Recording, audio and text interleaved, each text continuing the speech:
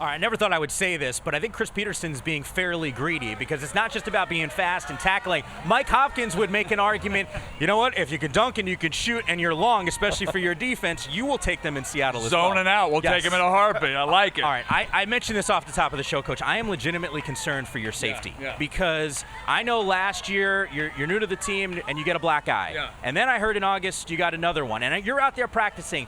I think, one, it's accident. I think, two, your guys are going after you. I need to there's no question they're probably a little bit upset at me, but I will tell you this. I need to learn to move a little bit better. Okay, all right. But they're playing target golf, and it's hit me twice in the last 2 years, but I'm okay. All right, you're one of those tough guys. I know you're doing push-ups and the energy that you bring to this team. We're going to ask you, obviously, about your squad in the upcoming season, but look, you're still new, fairly new to this conference. Being here in Washington, how great is it when you're able to check out football games, see the buzz and the electricity here in Seattle with regard to what Chris Petersen's doing? Well, I think the biggest thing is you just see the potential that it can be great, and you see the fans.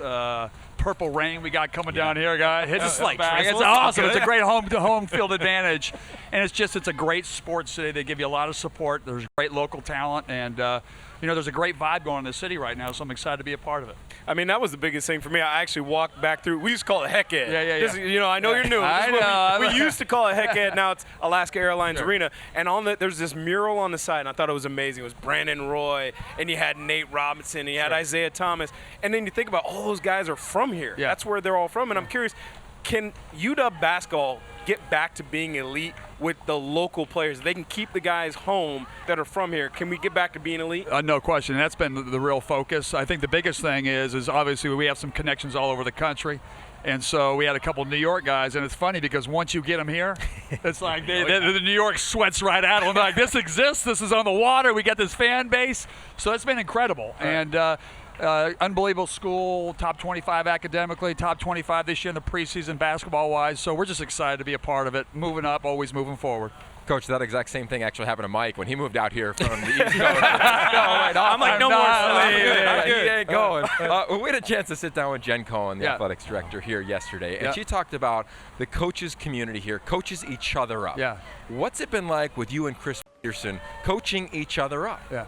Well, I'm going to tell you what, I first get the job and no one knows who Mike Hopkins is. Like, I come in there like, who's this guy from the East Coast, right? They're hearing about me and this and that, and I reached out to Coach Petersen and took a picture with my family, invited me to practice if I wanted to sit in meetings, recruiting, and, when you've got one of the best coaches, not only in college sports today, in any sport, what he represents, the type of culture that he's created, he's just been a guy that's been a mentor per se. And I think that's the greatest thing about what the culture that Jen's created is it's everybody working together. And, to go in there and learn and see what he's built is inspiring. It's one of the things that we want to be able to do for the basketball program. Coach, when I was the head coach at Portland State, we used to do it was the women's soccer coach, myself, and our men's basketball coach. And we would sit in on each other's meetings. We would go to each other's practices just to pick up that one little nugget of something that you could carry over to your own sport. Have you had a chance to do that at all with some of the other coaches here or picked something up from their practices, the way they handle things? There's no question. I became a women's softball fan this year. I was going bananas, and Heather's just incredible. I mean, just the energy and to see the fan support. But just for instance, like I could call up Coach Pete and say, Coach, I'm in this situation. What do you think? And you just get real life experience and what we're trying to build here. The women's golf coach, Heather, the volleyball team. I mean, there's so many great coaches. We go to a lot of events together, and so we get to mingle and talk about different ways to motivate. We had our guys on the rowers, on the ergometers, going out there, and it was just incredible to see the cultures here and the success that's been built, and we're going to utilize every coach here to make our program the best. Coach, you had said this, and I think you're selling yourself short. You said, hey, no one knew who I was before I got here. The East Coasters, we certainly know what you were doing on that side. All right, so you get out here, though, but I think you did an amazing job of connecting with the students in this community, which not every coach, when they get hired, goes and does that. There was the Starbucks car, there was the pizzas, and by the way, you know this. You feed college kids, they're going to be a fan. There was a big line. But you know what? It's all about, great college environments start with the students. And you got to be able to connect. You got to be with them. You got to be sweating with them. You got to be walking with them. You got to be talking to them. How important are guys, how they handle themselves academically and going to class. Very important. They've got our backs. Coach, I'm curious when you bring basketball players on official visits. We've called games here, been here a lot. right as the players run out of the tunnel here in Husky Stadium, what do the basketball players say after that? It's really, I mean, I go there, I'm like blown away. I see the purple smoke going out and the people barking like dogs, and I'm like, this is like awesome. Like, this is what it's all about. I mean, it just makes you want to be a part of that and create that same environment. And we're moving forward. We still got some work to do, but to see what the potential can be is really inspiring. Well, as an alum, I'm down the street in Portland. I want to know when I come back. Can you do this still? Are you kidding me? Even with I used to get finger cramps. I used to go like this. I'm stuck.